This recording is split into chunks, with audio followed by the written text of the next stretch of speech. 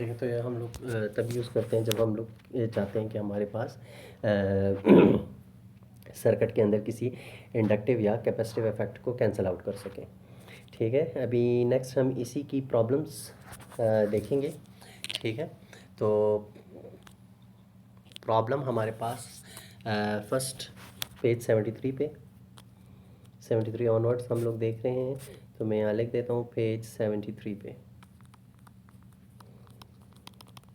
First example है example 1। ठीक है, एग्जांपल हमारे पास क्या है, choose the length of a shorted 50 ohms lossless transmission line. ठीक है, तो आप लोगों को 50 ओम्स यहाँ पे जो गिवन है ये हमारे पास Z0 की वैल्यू है। हमेशा जब भी किसी ट्रांसमिशन लाइन के हवाले से कह दिया जाता है कि जी ये 50 ओम का है या 100 ओम का है या 75 ओम का है, तो हमेशा आपके पास अगर मेंशन ना हो तो वो Z0 ही की वैल्यू को रिप्रेजेंट करता है। तो आप लोगों ने लेंथ फाइंड करनी है। चूज़ लेंथ कहाँ है, ठीक है, of a 50 ohm shorted lossless transmission line, जिस ट्रांसमिशन लाइन के लिए हमने ये सारी वैल्यूज़ डिराइव की हैं। Such that input impedance at 2.25 gigahertz is equivalent to that of a reactance of a capacitor with capacitance equal to 4 picofarad। ठीक है, तो आप लोगों ने लेंथ सेलेक्ट करनी है एट फ्रीक्वेंसी की वैल्यू हम लोग अभी ले रहे हैं f, तो वो हमारे पास इक्वल है किस चीज़ के, वो आपको गिवन है कि 2.25 गीगाहर्ट्ज़। ठीक है, तो ये हमारे पास फ्रीक्वेंसी की वैल्यू है कि वो हमारे पास इक्वलेंट होना चाहिए एक कैपेसिटर के, यानी इक्वलेंट कैपेसिटेंस किस चीज़ की इक्वल होनी चाहिए, 4 पिको फेराड की। Pico means 10⁻⁻12। ठीक है, the wave velocity on the line is 0.75 c। ठीक है, वेव वेलोसिटी आपको गिवन है, तो आपको वेलोसिटी ऑफ वेव्स मतलब यूपी हम लोग उससे रिप्रेजेंट करते हैं कि वो गिवन है 0.7 इंटू सी हमारे पास क्या है, स्पीड ऑफ लाइट, तो 0.7 इंटू 3 इंटू 10⁻8 जो कि स्पीड ऑफ लाइट है मीटर पर सेकेंड, ये हमारे पास यूपी की वैल्यू है। ठीक है, तो यूपी आपको इसलिए गिवन होता है कि आप लोग अपने लेमडा को फाइंड आउट कर सकें। फ्रीक्वेंसी आपको ऑलरेडी गिवन है, तो आप लोग उससे लेमडा की वैल्यूज़ को फाइंड आउट कर सकते हैं। ठीक है, तो आप लोग इसके अलावा फिर लेमडा से बीटा की वैल्यूज़ को भी फाइंड आउट कर सकते हैं। तो यहाँ पे भी उन्होंने यूपी की वैल्यू इसलिए आपको दी हुई है। तो इस प्रॉब्लम को सॉल्व कैसे करेंगे, ठीक है। अच्छा, यहाँ पे आप लोगों को लेंथ का के हवाले से कुछ नहीं कहा कि आप लोगों ने मैक्सिमम लेंथ फाइंड आउट करनी है या मिनिमम लेंथ फाइंड करनी है, बस सिर्फ लेंथ का कहा। तो अगर ऐसे केसेस हों तो इस मतलब आप लोगों से यही कहा जाता होता, मतलब मैं यही कहूँगा कि दोनों लेंथ्स आप लोग फाइंड आउट करें, एल मिनिमम भी और एल मैक्सिमम भी। ठीक है, तो प्रॉब्लम में आप लोगों ने दोनों वैल्यूज़ ऑफ लेंथ को फाइंड आउट करना है। तो स्टार्ट करते हैं सोल्यूशन से। पहली चीज़ आप लोग क्या करेंगे, बीटा की वैल्यू को फाइंड आउट करेंगे। बीटा हमारे पास है 2 डिवाइडेड बाय लेमडा, और लेमडा को अभी जिस तरह मैंने आपसे कहा कि आप लोग फाइंड आउट कर सकते हैं यूपी और फ्रीक्वेंसी की वैल्यू से। तो 2 डिवाइडेड बाय लेमडा होगा VP divided by F.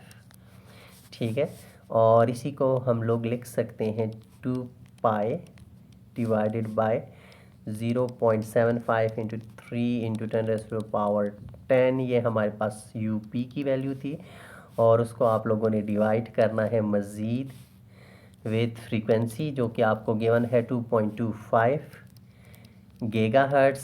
Giga हमारे पास 10⁻, जी हाँ, गीगाहर्ट्ज़ 10⁻9 की इक्वल। इस सारे को अगर आप लोग सॉल्व करें तो हमारे पास वैल्यू आ जाती है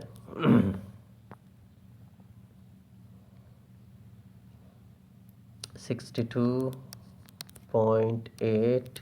ठीक है, बीटा की वैल्यूज़ हमारे पास रेडियंस पर मीटर के अंदर मीटर से रिप्रेजेंट होती हैं। तो हमारे पास जो ये एंगल ये जो वो वैल्यू आ रही है बीटा की, वो 62.8 के रेडियन पर मीटर है। ठीक है, अब हम लोग इसी में ही अपने टेंजेंट बीटा एल की वैल्यू को भी फाइंड आउट कर सकते हैं। टेंजेंट बीटा एल हमारे पास क्या हो जाएगा, टेंजेंट इंटू बीटा की वैल्यू अभी हमने फाइंड की 62.8 ठीक है, इंटू एल हम लोगों ने फाइंड आउट करने हैं, ठीक है, एल हमने फाइंड आउट करना है, तो इसको एज इट इज़ एल लिख देते हैं, ठीक है। तो टेंजेंट बीटा एल हमारे पास इस चीज़ की इक्वल हो जाएगा। और हम लोगों ने चूँकि एल इक्वलेंट से वैल्यूज़ फाइंड करनी है, अगर आपको याद हो हम लोगों ने कहा था कि beta L should be equal to -1 divided by J O C equivalent था, और क्या था, J C equivalent Z naught, ठीक है, -1 divide by Z naught omega C equivalent. यहाँ प्रॉब्लम्स में यहाँ पे मैं एक छोटी सी बात कर दूँ कि आप लोग इसको डायरेक्ट लिख सकते हैं, एल मिनिमम की डायरेक्ट वैल्यू लिख सकते हैं, एल मैक्सिमम की डायरेक्ट वैल्यू लिख सकते हैं, ऑलरेडी जो है डिराइव की हुई हैं। एल मिनिमम किस तरह है, L1 या एल मिनिमम जो है वो आप लोग डायरेक्ट लिख सकते हैं कि वो इक्वल है 1 डिवाइडेड बाय बीटा के, ठीक है, जो बीटा की वैल्यू हम लोगों ने ऑलरेडी फाइंड आउट कर दी है।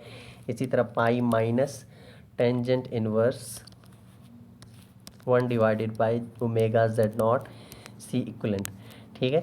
आप लोग डायरेक्ट इसमें वैल्यूज़ पुट करके अपनी सारी जो है कैलकुलेशन कर सकते हैं एक ही स्टेप में।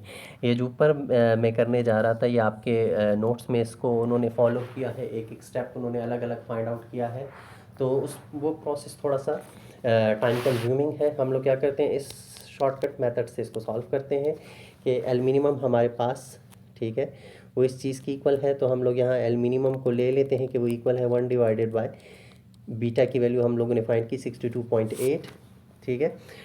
पाई हमारे पास 3.1415 उसकी इक्वल होगा, तो पाई को पाई रहने दें, माइनस टेंजेंट इनवर्स, ठीक है, 1 डिवाइडेड बाय ओमेगा की वैल्यू अब आप लोगों ने यहाँ पे पुट करनी है। ओमेगा आपको गिवन था 2 पाई एफ के, तो 2 पाई और एफ जो है वो हमें गिवन है ऊपर 2.25 इंटू 10⁻⁴ गीगा हर्ट्स था, तो गीगा 9 की इक्वल है, ठीक है। ये आपको ऊपर गिवन था, कहाँ गया ये, ठीक है, ये आपको गिवन है f इज इक्वल टू 2.25 ये गीगा हर्ट्स, ठीक है। इसी से ही आप लोग ओमेगा की वैल्यू निकाल सकते हैं 2 पाई एफ, या फिर आप लोग डायरेक्ट उस इक्वेशन के अंदर ही ये सारी वैल्यूज़ पुट कर लें, ठीक है। मैं डायरेक्ट पुट कर रहा हूँ, आप लोग अगर अलग से निकालना चाहें, आपके नोट्स में उन्होंने उसी तरीके से किया हुआ है, ठीक है।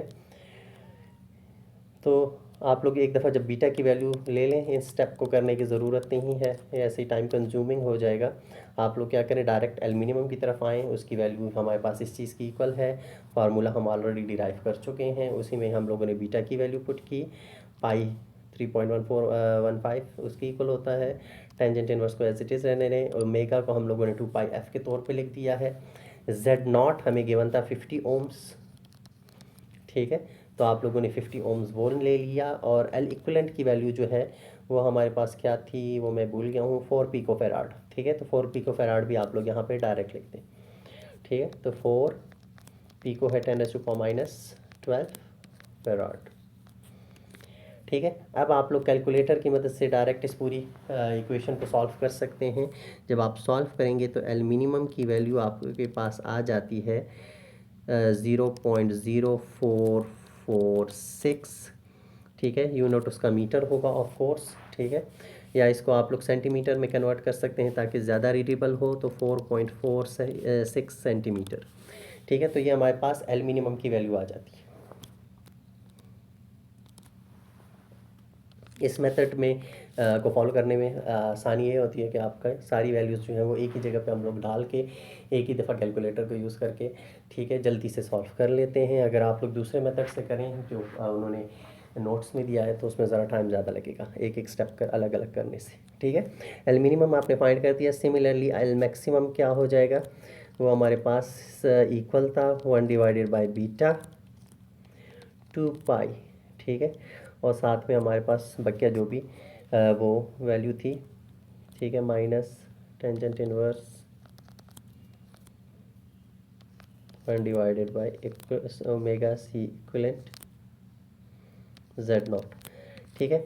यहाँ पे मैं एक बात कह दूँ कि मैंने जिस तरह आपको पहले भी कहा था कि आपका ये जो tangent inverse -1 divide by omega C equivalent Z naught जो है, ये हमेशा एक नेगेटिव एंगल को रिप्रेजेंट करेगा, तो इसलिए मैंने ऑलरेडी उसको बाहर माइनस की फॉर्म में लिख दिया है। यहाँ का जो माइनस है वो मैं बाहर ले आया हूँ, ठीक है। वो सिर्फ टेंजेंट के केस में इसलिए होता है कि जब आप लोग टेंजेंट ऑफ माइनस वैल्यू कोई फाइंड आउट करेंगे तो वो हमेशा एक नेगेटिव एंगल आपको देता है, ठीक है। तो इसलिए मैंने बाहर लिख दिया है यहाँ लिखने की बजाय, ठीक है। यहाँ प्लस कर दिया, वहाँ माइनस कर दिया। तो एल मैक्सिमम की वैल्यू हमारे पास क्या आ जाएगी, बीटा की वैल्यू पुट करते हैं इसमें 6.62.8,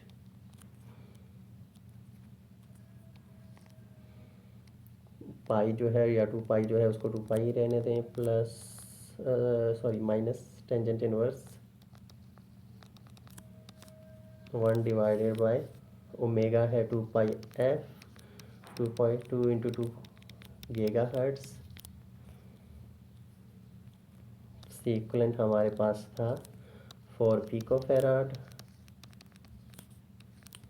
और Z0 हमारे पास है 50 ओम्स, ठीक है। तो दोबारा आप लोग इन पूरे को कैलकुलेटर की मदद से अगर आप सॉल्व करें तो वैल्यू हमारे पास आती है 0.0946 मीटर्स, और अगर इसको आप सेंटीमीटर्स में कन्वर्ट करें तो 9.46 सेंटीमीटर।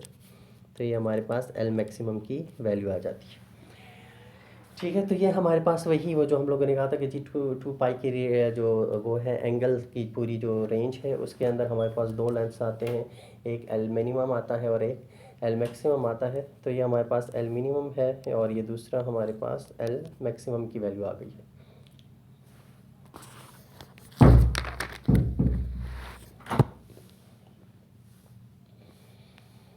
अच्छा जी, नेक्स्ट प्रॉब्लम है पेज 78 पे।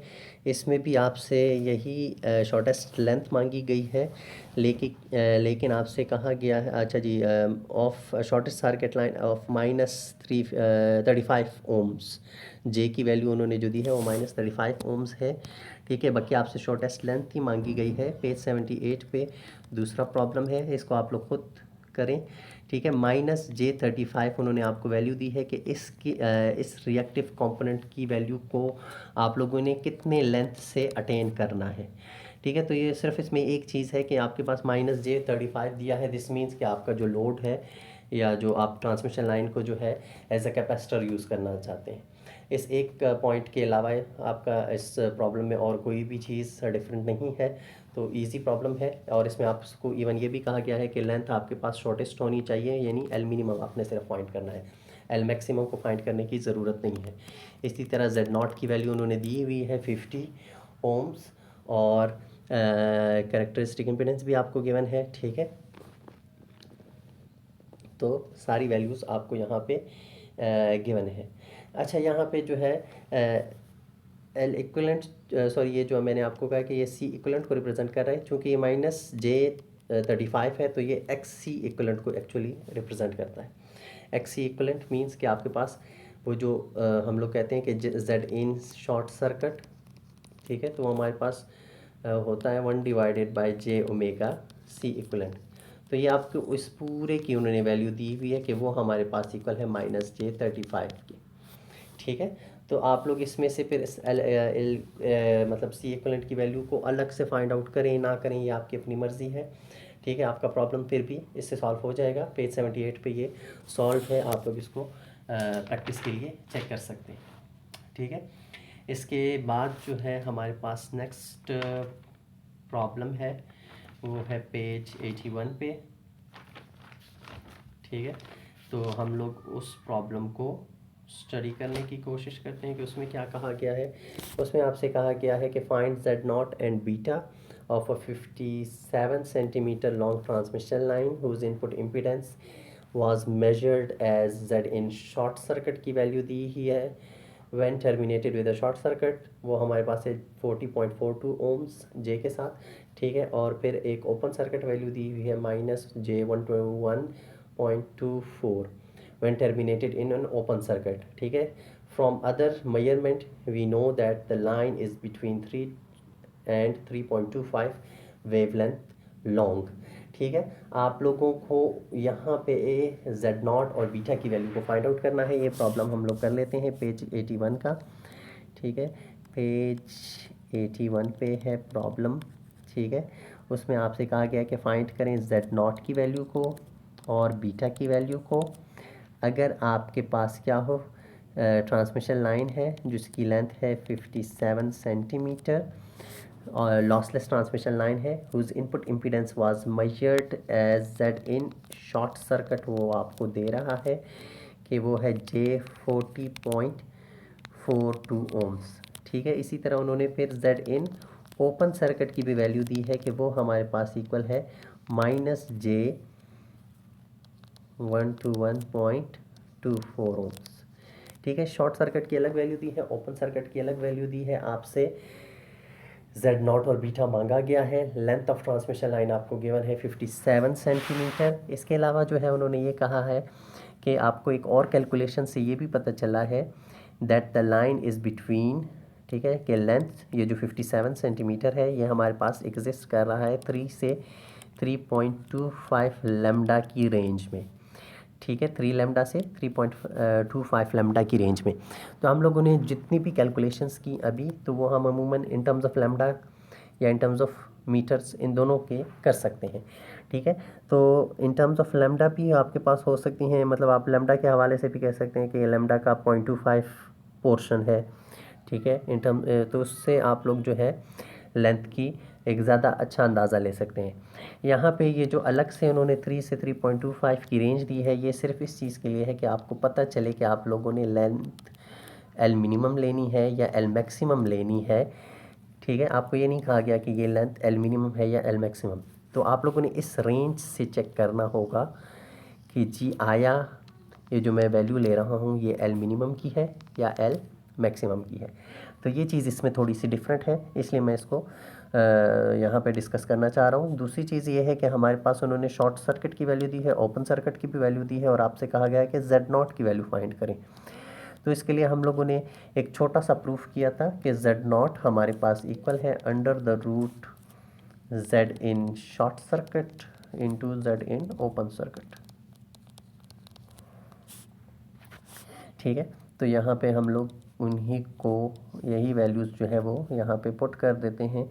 हमारे पास है 40.42 जे के साथ एक वैल्यू J40.42 और दूसरी वैल्यू है -J121.24। और इसको जब आप लोग कैलकुलेटर की मदद से सॉल्व करेंगे तो हमारे पास आंसर आ जाता है 70 ओम्स। ठीक है, तो जेड नॉट हमारे पास क्या है वो इजीली हम लोग फाइंड आउट कर चुके हैं या कर सकते हैं कि वो हमारे पास 70 ओम्स की इक्वल है। अच्छा जी, अब हम लोगों ने टेंजेंट बीटा एल की वैल्यू यानी बीटा की वैल्यू फाइंड करनी है। बीटा जो है वो किस चीज़ की इक्वल है, तो हमें पता है कि टेंजेंट बीटा एल भी आप लोग फाइंड आउट कर सकते हैं कि वो इक्वल होता है अंडर द रूट यही जेड इन शॉर्ट सर्किट, ठीक है, माइनस साइन के साथ, divided by Z in open circuit. तो वैल्यूज पुट करने से हमें इससे मिल जाता है -J42.42 divided by -J121.24 under the root, इससे हमारे पास वैल्यू आ जाती है अंडर द रूट 1/3। ये हमारे पास टेंजेंट बीटा एल की वैल्यू आ गई। हम लोगों को चूँकि बीटा की वैल्यू चाहिए तो बीटा की वैल्यू हमारे पास कैसे आएगी, ठीक है, बीटा एल हमारे पास हो जाएगा टेंजेंट इनवर्स 1/3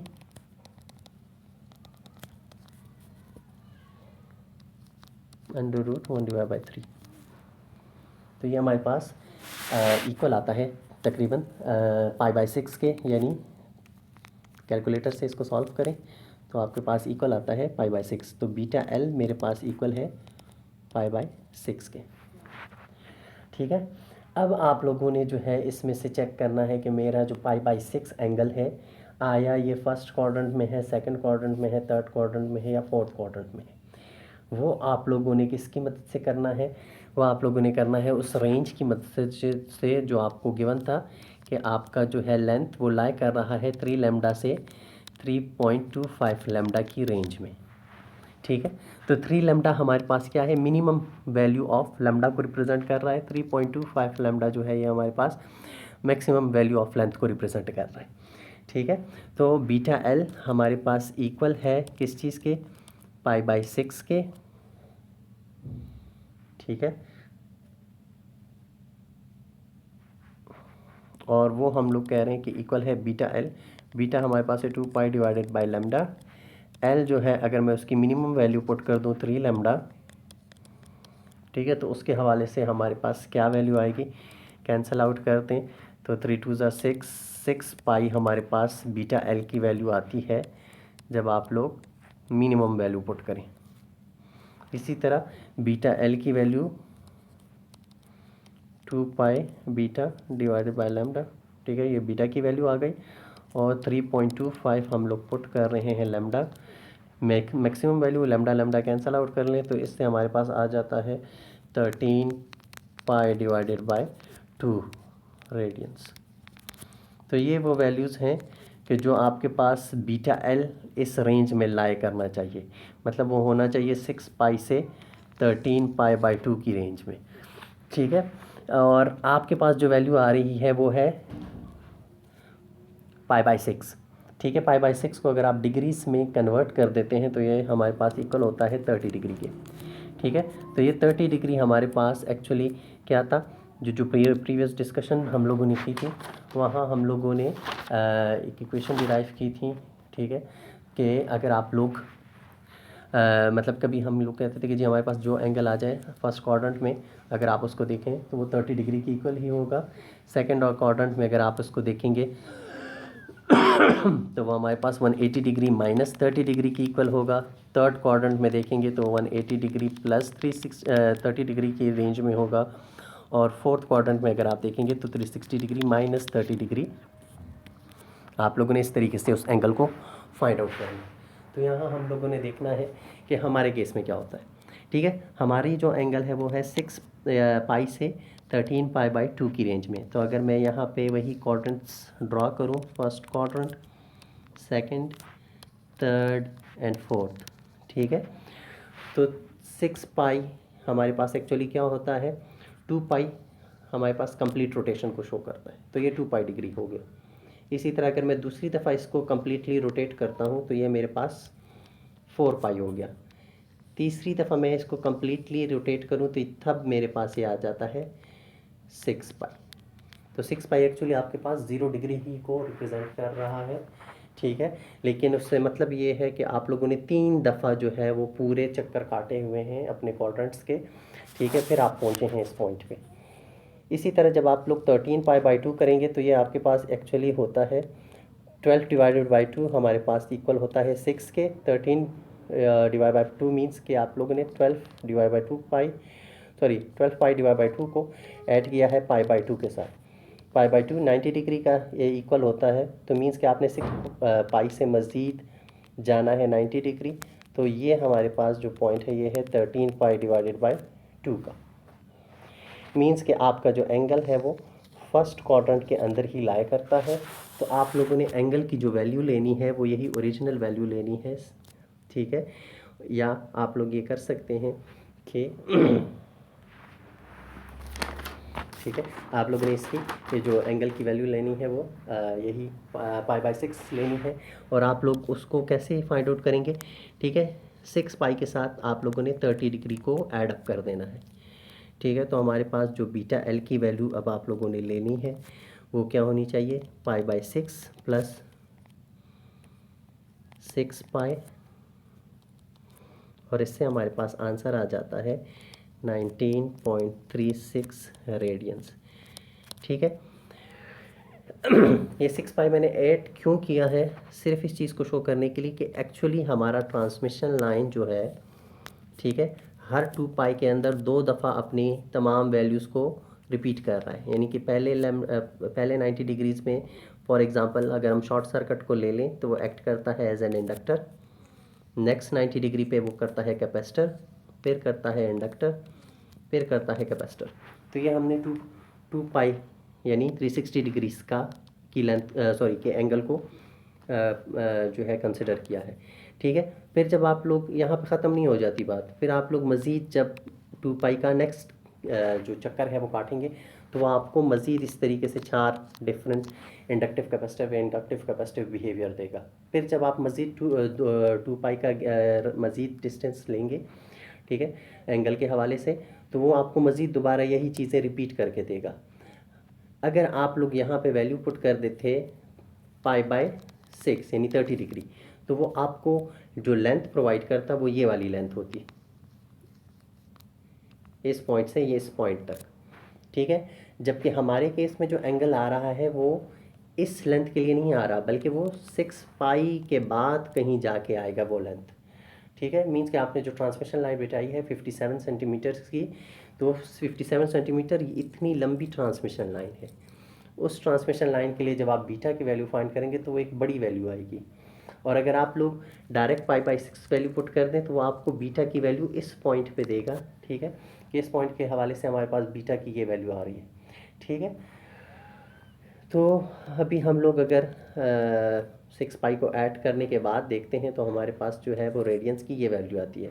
और अगर आप ओरिजिनली वो करते तो वो आपके पास 6π रेडियंस आती, तो बीटा की आपको डिफरेंट वैल्यू मिलती, ठीक है। तो अब हम लोग बीटा की वैल्यू को फाइंड आउट कर सकते हैं कि वो हमारे पास क्या है, 19.36 डिवाइडेड बाय एल की इक्वल है। एल जो है वो आपको गिवन था 57 सेंटीमीटर, तो 19.36 डिवाइडेड बाय 57 इंटू सेंटीमीटर के लिए -2 कर दिया, तो इससे हमारे पास वैल्यू आ जाती है 34 रेडियंस पर मीटर, ठीक है। तो बीटा की हमारे पास ये वैल्यू आ जाती है कि बीटा यानी आपके सिग्नल के अंदर जो फेस शिफ्टिंग हो रही है वो है 34 रेडियंस पर मीटर के हवाले से, ठीक है। तो ये हमारे पास बीटा की वैल्यू हम लोगों ने फाइंड आउट कर ली। पेज 83 पे ये प्रॉब्लम था, उसके ऑनवर्ड्स जो है पेज 84 85 से मतलब ऑनवर्ड्स के जो प्रूफ हैं वो हम ऑलरेडी क्लास में कवर कर चुके हैं। पेज 88 से ऑनवर्ड्स फिर दोबारा उन्हीं हवाले से ही हमारे कुछ वो हैं प्रॉब्लम्स हैं, जिसमें आपने जेड मैक्सिमम जेड मिनिमम और इन चीज़ों को फाइंड आउट करना है, VSWR वगैरह को। तो इसको आप लोग एक दफ़ा गो थ्रू हो जाएं। नेक्स्ट क्लास में हम इंशाल्लाह इसको डिस्कस करेंगे, ठीक है, और फिर इसको वाइंड अप करते हैं, ठीक है, ट्रांसमिशन लाइन के पोर्शन को, और चलते हैं फिर उसके बाद स्मिथ चार्ट की जानिब, ठीक है। आज के लिए इतना काफ़ी है। थैंक यू, अल्लाह हाफिज़।